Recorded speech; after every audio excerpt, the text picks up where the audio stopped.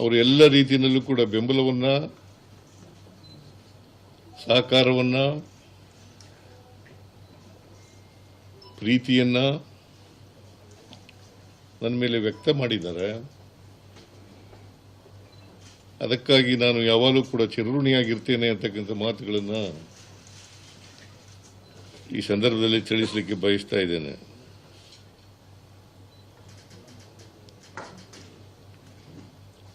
ನಾನು ಹಳ್ಳಿಗಾಡಿನಿಂದ ಬಂದಂಥವನು.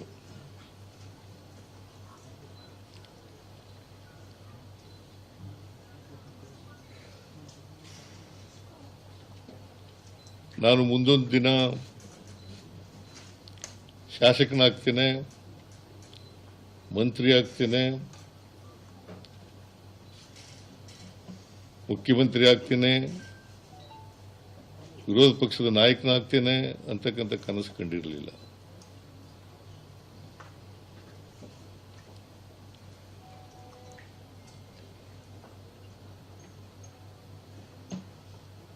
ನಾನು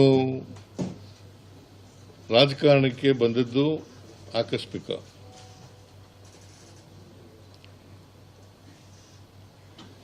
ಯಾಕಂದ್ರೆ ನಮ್ಮ ಕುಟುಂಬದವರು ಯಾರು ಕೂಡ ರಾಜಕಾರಣದಲ್ಲಿ ಇರಲಿಲ್ಲ.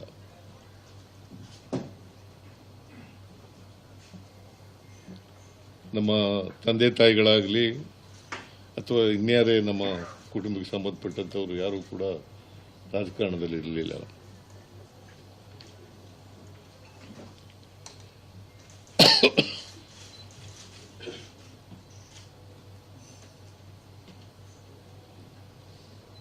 ನಾನು ಮೊದಲಿನಿಂದಲೂ ಕೂಡ ರಾಜಕಾರಣಕ್ಕೆ ಬಂದಂದಿನಿಂದ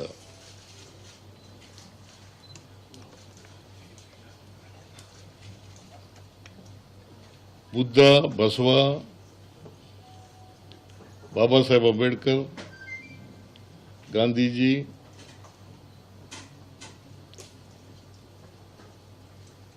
ಇವರ ತತ್ವಾದರ್ಶಗಳಲ್ಲಿ ನಂಬಿಕೆ ಇಟ್ಕೊಂಡಿದ್ದಂಥವನು.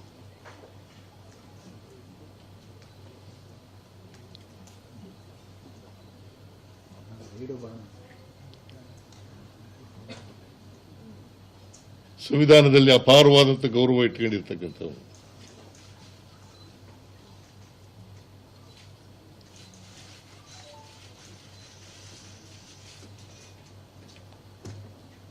ಎಲ್ಲ